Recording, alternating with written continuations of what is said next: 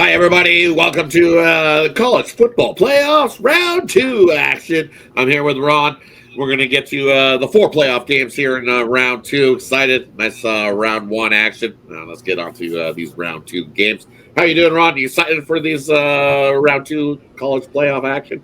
Yeah, I'm ready. I tell you, you look at the first round, it looks like home sites are going to be dominant in the coming years. So you want to get that home game at first round. But now we're going to neutral field, excuse me, and it's going to look like we're going to get the best teams of the best out there, and the frauds will they'll find their way to the front of the line here, and we'll see them firsthand this week coming up. So yeah, I'm ready to get to it. It's going to be a great New Year's Eve, and then New Year's Day. Yeah, I'm with you. So I heard some rumblings in the background that they didn't like that the home field advantage for some of these teams in that round 1. Hey, but they earned that spot as a home field advantage, and I say you got to stick with that home field advantage that we've seen in round 1. Why? Because they were the better team and they earned that spot throughout the season. So I say that round 1 you got to keep it as it is. And let's get on to this round 2 action. We got some good matchups. We got a rematch game here that we've seen once already earlier this season. So let's get to it. First one on the board, we got Penn State taking on Boise State. Penn State, shop your number, depending what you want. I see 10.5s around. I see 11s. Total at 52.5. I see some 53s. What do you think in this matchup, Ron?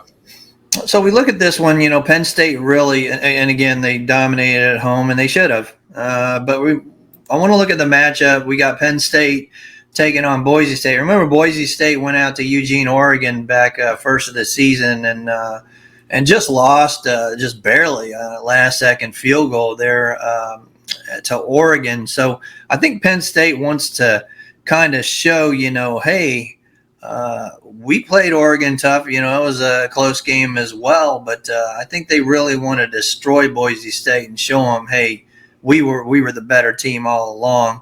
So I'm going to look at, if you look at these rounds, you want to look at the better defense, and those better defenses always have a chance to get to the national championship. We got a running team. We got definitely a better defense. Can they stop Genty? That's going to be the question. Nobody really has. They got to contain him. They just got to kind of contain him. But I do like the Penn State Nittany Lions here, and I'm going to take that better defense with a run game. If they can stop Genty, I think they win very comfortably. And for me in this one, I'm looking at you look at what Penn State did in that round 1. Hey, they got some special teams bonus points that they scored and got up in that game. I don't think Boise State's going to give you those freebies. Very good, solid team, this Boise offense. And as you said, if they can stop Gentry, it's I don't know if he can, though. That's the problem. You look at Penn State's defense all season long, holding teams to 3.2 yards per play. Boise can definitely slow up defensively as well, holding teams to 3.7 yards per play on the ground. The only thing that worries me is through the air. I think Penn State's going to be forced to have to throw the ball. And this Boise State defense, well, they're giving up 7.5 yards a play this season. So defensively, as you said, you got to get Penn State's just slightly better defensively. Total defensively by about a yard difference per play. But offensively, it's been Boise State who scored a few more points. They're averaging about 39 points a game compared to Penn State at 34. I think Penn State wins this game, but I think at double digits, it's too many. I'm going to take Boise plus the points there in that one. All right, on to the next matchup here. We got Wednesday, January 1st. We got Texas taking on Arizona State. Texas favored most spots 13. I can see 13.5 popping up. Total at 52, 52.5. What do you think here in this matchup, Ron? Yeah, I think if you stop Scatterbo, that's it. But I still look at Texas again, a much bigger, stronger, battle-tested team. If you look at it, their defense does stop the run, and that's going to be the key. Just like Iowa State couldn't stop Scatterbo, if Texas can't stop him, it's going to be a long night for the Longhorns. I think this line's way too much because I do like the run game for Arizona State, but I also like the defense for Texas. I look at an under here. But I'm going to lean probably to the Arizona State side. It's too many points. Yeah, I agree. I I like that. I think this is just way too many points here for Texas. Just getting a little bit too much love from the bookmakers here is Texas. Yeah, just as you said, Arizona State, they can run the ball, but they can also pass the ball through the air. They've actually done fairly well offensively through the air, averaging 8.7 yards an attempt. Why? Because they don't have to throw it so much through the air, right? So they're minimal having to pass it. They've been relying on the run-heavy offense, of course, because they still average 41 rushes a game, and it's been equating to about 200 yards a game in rushing offense. But Texas can run the ball as well. They're averaging about $1.74. So I think both teams run the ball. I like the under 52, 52 and a half, where you can find it. I think that's got to be the play here. Lower scoring, hard hitting. Defenses shine in this one. Give me the under 52, 52 and a half. Shop your number. Either way, I like the under here in the Mercedes-Benz in Atlanta. Indoor track meet. People are going to bet the over, thinking that it's indoors and the weather's good and we're going to get a pile. I like the defenses to shine there in that one. Agreement is one. So we have one in agreement. On to the next one. We got this is the rematch game. We've seen Oregon win the first meeting of the season between these two. And now we get to see it again, this time in the Rose Bowl in Pasadena. And you look at Ohio State, looks like 2.5. In most places, you can find a 2. Total wise, we're looking at 55.5, just about across the board. What do you think here in this rematch, Ron? Yeah, in the first one, if it wasn't for Dan Lanning having an intentional 12 men on the field, they didn't run those seconds off. And Ohio State probably would have got in the field goal range and won this game. Ohio State coming off a big win against, and I'm going to tell you right, Tennessee's a good ball club, and they just manhandled that team. I don't know if it's the SEC going to the cold, because now we're finally seeing some of those SEC teams going to the cold, in these playoff games. We'll probably see it for the years to come as well. We could have rightly seen Alabama going to Notre Dame this year, but it was SMU going to Penn State and Indiana going to Notre Dame. But, I'm going to look at Ohio State this time, and this is like a true Rose Bowl. It's actually, the old Pac-12 and Big Ten, matchup. It actually looks like a Rose Bowl in Pasadena with Ohio State and Oregon. There's a little disrespect factor that Oregon might pick up on, being a dog, being the number one team in the nation. But guess what? That line, I think, is telling you. I think Ohio State is going to win this game, and I think they get the revenge from that loss in Eugene. Yeah, I'm kind of with you. I think this game goes back and forth, just like we've seen in the first matchup, the finish 32-31. I don't think we see as many points as we've seen in that first matchup.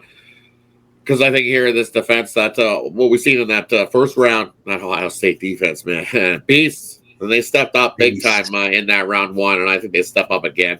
They've been being solid all season long, holding teams to just 11 points per game, and I think they do it here again. So I like the under 55.5, and I'm with you. I kind of lean to Ohio State. I think I would take them on the money line. Forget trying to worry about the points. It's one of those we want them to win, so I would take Ohio State on the money line, especially it's I see minus 120. I can see an overtime game here, Rod. I can see an overtime. You want to sprinkle on the overtime right there? You might. Yeah, I'm with you. 2-point conversion overtimes. This one could go the distance, Yeah, or someone punches that touchdown in late and they go for the 2-point conversion, like we've seen in a matchup earlier this season in the bowl games when Navy got the win and then they didn't.